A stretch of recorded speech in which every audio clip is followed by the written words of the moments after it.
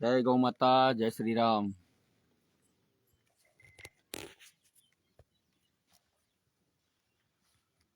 गौ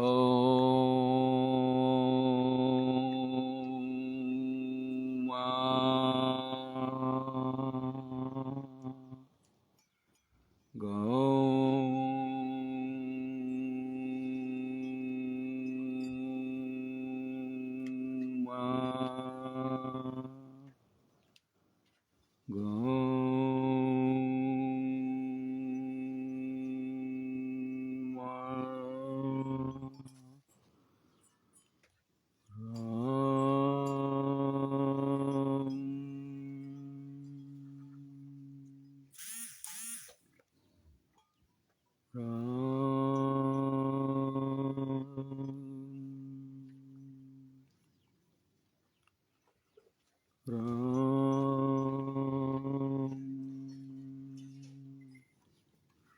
वक्रतुंड महाकाय सूर्यकोटि समप्रभा निर्विघ्नं कुरु मे देव सर्वकार्येषु सर्वदा। गुरुर्ब्रह्मा गुरुर्विष्णु गुरुर्देवो महेश्वराय गुरुर्साक्षात् परब्रह्म तस्मै श्री गुरुवे नमः।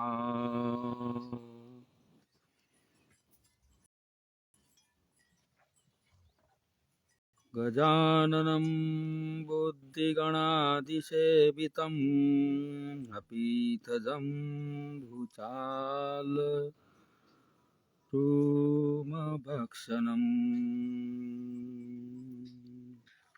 उमासुतं शोकविनाशकार्यकम् नमामि विघ्नेश्वर पादपङ्कजम्। वसुदेवसुतं देवं कंसचारूणमर्दनम् देवकी परमानन्दम् कृष्णं वन्दे जगद्गुरु। मनोजवं मारुततुल्यवेगम् जितेन्द्रियं बुद्धिमतां वरिष्ठम् वातात्मजं वानरयूथमुख्यं श्रीरामदूतं शरणं प्रपद्ये।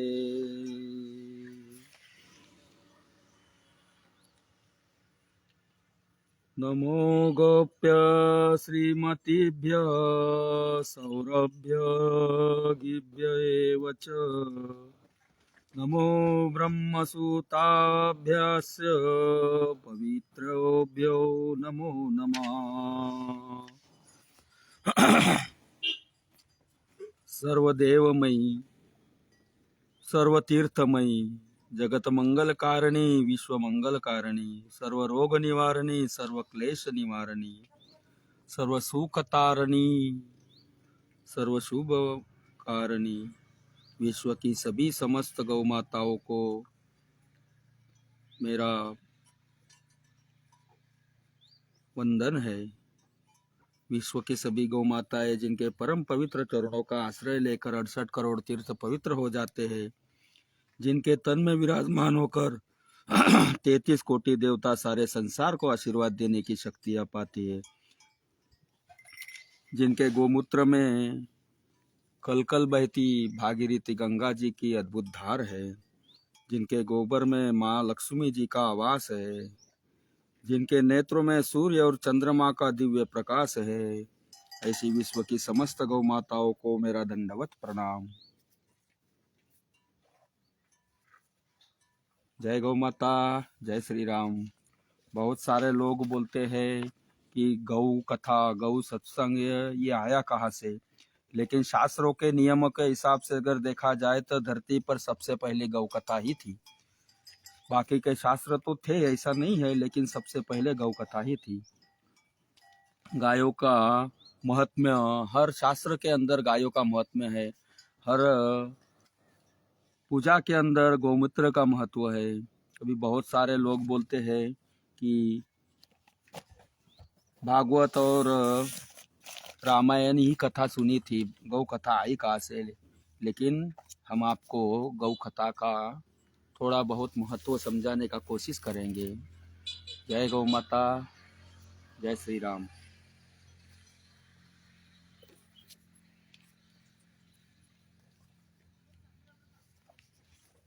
जब धरती के हिरण्यक्ष ने बलाट सागर में कैद करके रखा हुआ था, उस समय की घटना है। तो वराह ऋषि ने, वराह देवता ने जब गौ माता को कहानी सुनाई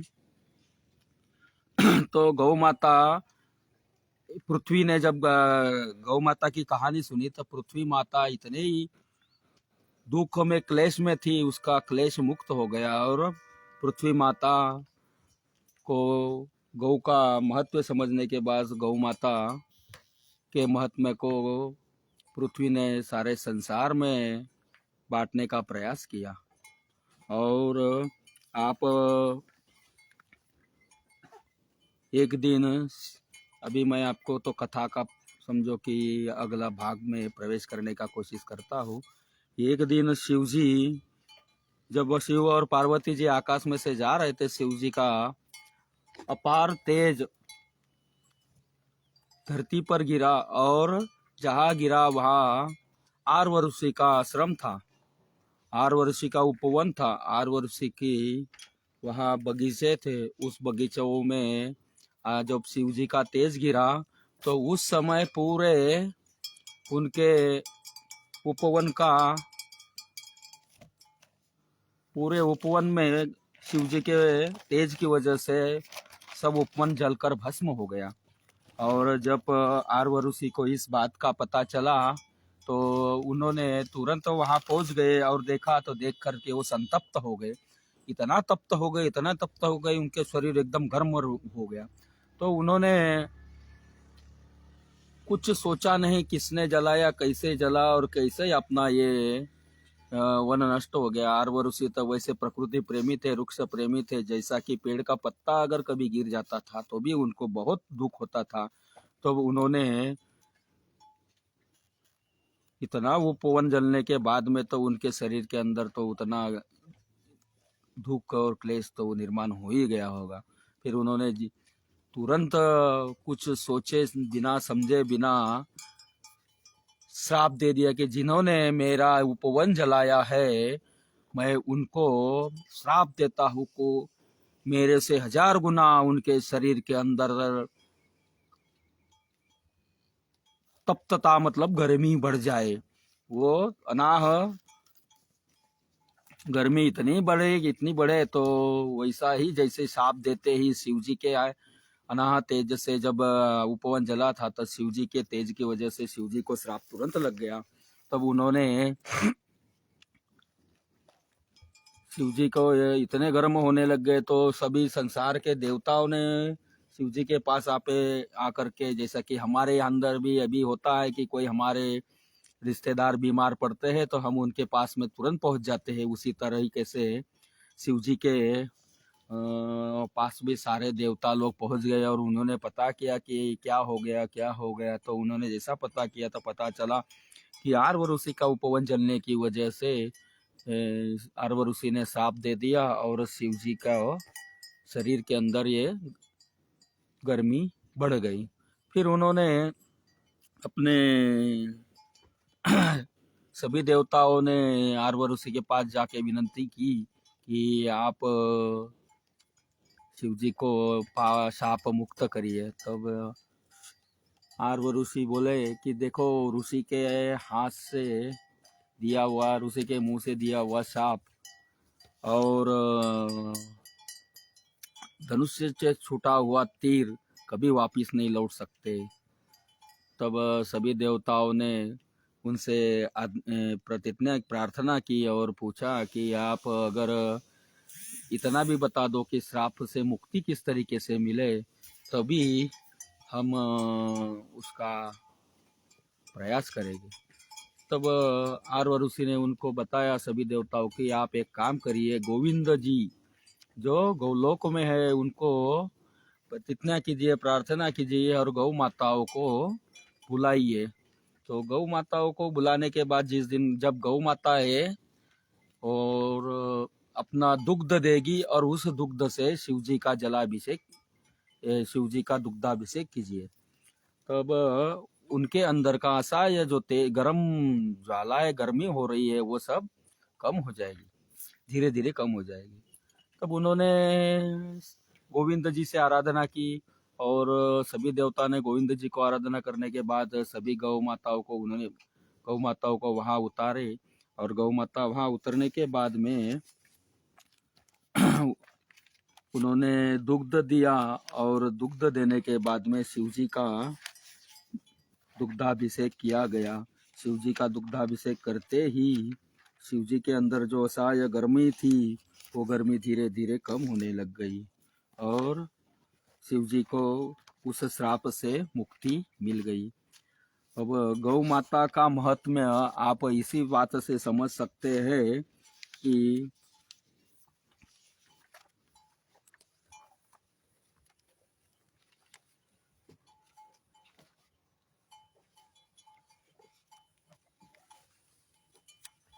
इतने मतलब जो किसी का श्राप होता है वो भी गौ माता के दुग्ध से मुक्त हो सकता है। मतलब गौ माता का दुग्ध एक अमृत समान ही है। गौ माता के दुग्ध से अगर अपना स्नान भी कराया जाए तो भी उसका ये होता है। अभी हम समझो कि हमारे शास्त्रों में लिखा गया है कि गणेश जी की वंदना होनी चाहिए, हम भी गणेश जी की वंदना करेंगे। गणेश जी की पूजा सर्वप्रथम होती है, लेकिन हमें ये भी तो पता होना चाहिए कि गणेश जी की वंदना किस तरीके से होती है, पहले कैसे की जाती है। शास्त्रों के हिसाब से अगर हम देखने जाए तो गणेश जी की वंदना हम किस तरीके से करते हैं। एक बार पार्वती माता स्नान कर रही थी। अभी स्नान करते समय पार्वती माता जब स्नान कर रहे थे तब वहाँ उनको स्नान करते वक्त बोलते हैं ना कि कोई स्त्री को अगर कोई कीड़ पंती और अगर कोई पर पुरुष भी देख लेवे तो भी वो पाप हो जाता है। इसीलिए इसीलिए इसीलिए उन्होंने अपने मल निकालते थे। मतलब मल अभी कैलाश पर्वत पर तो कहीं पर मल था ही नहीं। अब उन्होंने मल निकाला, मतलब तो वहाँ पहले हम जैसे आजकल की साबुन से स्नान करते हैं तो उस समय ऐसे केमिकल वाले साबुन नहीं वापरा जाते थे। अभी तो बहुत सारे केमिकल के साबुन वापरते हैं। तब लोग गोबर से बनाए हुए साबुन से, मतलब गोबर से ही स्नान करा करते थे। तो गोबर से स्नान करते थे तो गोबर का जो शरीर में लगाया हुआ मल था वो निकाला और उससे गणेश जी बनाया था। तब से हम उसको गौरी गणेश बोलने लग गए। मतलब गौरी गणेश का अर्थ ये है। तब से समझो कि एक बार ऐसा हुआ कि गणेश जी और बाकी सारे भगवान, मतलब सारे भगवान वो इसमें पड़ गए कि हम में सबसे श्रेष्ठ कौन, सबसे पहले हमारी किसकी पूजा होनी चाहिए। तब सभी के अंदर होड़ लग गई कि हम श्रेष्ठ है, हम श्रेष्ठ है। तो उसी में ऐसा हुआ कि सारे के सारे लोग, देवता लोग बोले कि हम इसके लिए अभी एक काम करते हैं। बोले हम खुद अगर झगड़ने लग जाएंगे तो संसार के अंदर हमारा ये महत्व क्या रह जाएगा। तो बोले किसके पास चलना है, तो बोलो चलो शिव जी के पास। तो सारे बोलने लगे, मतलब एक समझने की बात है, शिव जी के पास ही क्यों, क्योंकि शिव जी के पास में धर्म का अवतार है। धर्म शिव जी का वाहन है। नंदी बाबा, जो नंदी बाबा है वो शिव जी के वाहन है। और इन नंदी बाबा का वाहन होने की वजह से शिव जी को धर्म मतलब ये माना गया है। तो सभी के सभी धर्म के रक्षक धर्म के वाहन वाले शिव जी के पास में गए और शिव जी को पूछा कि सब बोलते थे कि मैं श्रेष्ठ है, मेरी पूजा होनी चाहिए, मैं श्रेष्ठ हूँ, मेरी पूजा होनी चाहिए। तब सभी के सभी अपने वाहनों पे आए थे, तो शिव जी थोड़े से अचंभे में पड़ गए कि हम अगर बोलेंगे कि ये श्रेष्ठ है तो उनको दुख होगा, ये श्रेष्ठ है बताए तो उनको दुख होगा। फिर उन्होंने एक युक्ति आजमाई और सबको बताया कि आप एक काम करिए कि पूरे ब्रह्मांड का चक्कर लगाकर जो सबसे पहले आएंगे वो धरती पर पूजनीय, सबसे प्रथम पूजनीय बनेंगे। तब फिर उन्होंने किया कि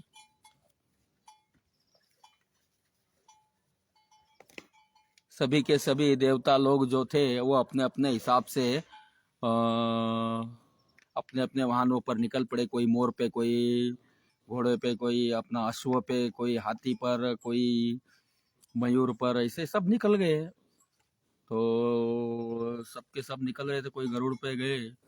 फिर गणेश जी तो वहीं पर बैठे हुए थे, तो सब में शिव जी बोले कि पुत्र गणेश, आपको प्रथम पूज्य होने की इच्छा नहीं है? तब शिव जी गणेश जी बोले कि इच्छा तो है, लेकिन मैं सोच रहा हूँ कि आपने जो बताया है उसके अंदर कोई शास्त्र का पद्धति या तो नियम होएगा। तो गणेश जी ने पूरे शास्त्रों के पुस्तक खंगालना चालू कर दिया अपने मन से, दिमाग से, बुद्धि से, और वो सोचने लग गए। सोचते सोचते उनको पता चल गया कि शिव और पार्वती के साथ में, शिव जी के पास में नंदी बाबा है और पार्वती के पास में, पार्वती जी के पास में गौ माता है। और माता पिता और नंदी बाबा और गौ माता जहाँ है वहाँ तो पूरा ब्रह्मांड हो गया। तो फिर शिव जी, गणेश जी क्या किए कि अपने मूस पर बैठ गए, चूहे पर बैठ गए, और गणेश जी ने तुरंत के तुरंत अपने माता पिता को और नंदी बाबा और गौ माता को प्रदक्षिणा मार दी। और प्रदक्षिणा पूरी करने के बाद में गणेश जी ने बोला कि शिव जी महाराज, शिव जी बाबा, मैं प्रदक्षिणा करके आ गए ब्रह्मांड की। बोले कहाँ है आप? तो यहीं पर खड़े हो, यहीं पर ही हो, यहीं पर घूम रहे थे। तो बोले आप ही तो ब्रह्मांड के सबसे बड़े, अपने ही शास्त्रों में लिखा हुआ है कि माता पिता और गौ माता नंदी बाबा के सिवा धरती के ऊपर कोई ब्रह्मांड नहीं है बड़ा। तब मेरा तो पूर्ण हो गया। तो शिव जी ने बता दिया उनको कि आप ही धरती पर हर जगह पर प्रथम पूजनीय बनोगे। और इसी तरीके से गणेश जी की वंदना तभी से होने लग गई है। मतलब शास्त्रों में जो कुछ लिखा गया है, नियम बनाए गए हैं, हम इसका पालन जो कर रहे हैं वो कुछ नियम या पद्धति से, ऐसा नहीं है कि कुछ भी अभी हम लोग बोल रहे हैं ना कि आज कंडीशन ऐसी हो गई है कि लोग बिना कुछ जाने, बिना कुछ माने तुरंत ऐसे हो गए। आज की कंडीशन ही देख सकते हैं कि बहुत सारी दवाएं आती है और वो दवाएं बोलते हैं ना कि आज पास हो जाती है कि ये दवा लो आप अच्छे हो जाओगे, और कल उठ करके क्या होता है कि 6 महीने बाद, 4 महीने बाद वही दवा बैन हो जाती है। मतलब कुछ गारंटी हमारे शास्त्रों में तो हजारों सालों से लिखा गया है, वो हम करते आ रहे हैं। अभी देखिए कि बोलते हैं ना कि आजकल तो हम लोग इतने अंधश्रद्धा में डूब चुके हैं कि कभी कभार तो ऐसा होने लग गया है कि कोई महात्मा के पास जाते हैं लोग और वो महात्मा बोलते हैं कि ये करो, वो करो, आप ये करोगे, आप नकली आप ये कलर वाले पेन से अगर पेपर लिखोगे तो आपको इतने इतने मार्क्स मिलेंगे। मतलब ये अंधश्रद्धा हो गई। अगर हम लोग अगर पढ़ेंगे ही नहीं, स्कूल में जाएंगे ही नहीं, तो आपको कहाँ से विद्या आपके पास में होगी? और आप अगर खाली पेन बदलने से अगर पास होते तो दुनिया के सारे लोग पेन ही बदल बदल करके पास हो गए होते ना। तो अंधश्रद्धा में पड़े नहीं रहना है, और हमें देखना है कि हमारे शास्त्रों में बहुत सारे ऐसे नियम बताए हैं कि हमें क्या करना है, क्या नहीं करना है। और आज 11 है, 11 का एक महत्व दिया गया है कि 11 के दिन हमें चावल नहीं खाना है। 11 के दिन घर में चावल नहीं पकना चाहिए। वो लाइट लेके आने का ना, लाइट है ना वो लाइट, हाँ लाइट। सौर ऊर्जा वाला लाइट है ना छोटा वो। तो 11 के दिन हमें चावल नहीं खाना है, शास्त्रों में एक लिखा गया है। और 11 का उपवास हर सनातनी, हर हिंदू को अनिवार्य है करना, क्योंकि बोलते हैं ना 11 के दिन अगर आप अन्न खाते हो तो मांस खाने बराबर हो जाता है। इसके लिए आपको सभी को, हर सनातनी को ध्यान रखना चाहिए कि 11 अनिवार्य है। 11 के दिन गौमूत्र का सेवन आप नहीं करना चाहिए। बोलते हैं कि गौमूत्र पीने से उस दिन तामसी वृत्ति, मतलब शरीर के अंदर ये नहीं होना चाहिए। इसके लिए उस 11 के दिन गौमूत्र वर्जित होता है। मतलब आपको हर चीज में गौमूत्र का पालन कर सकते हैं। हाँ, पंचगव्य के अंदर अगर गौमूत्र होगा तो उस दिन आप पंचगव्य ले सकते हो। जय गौ माता, जय श्री राम।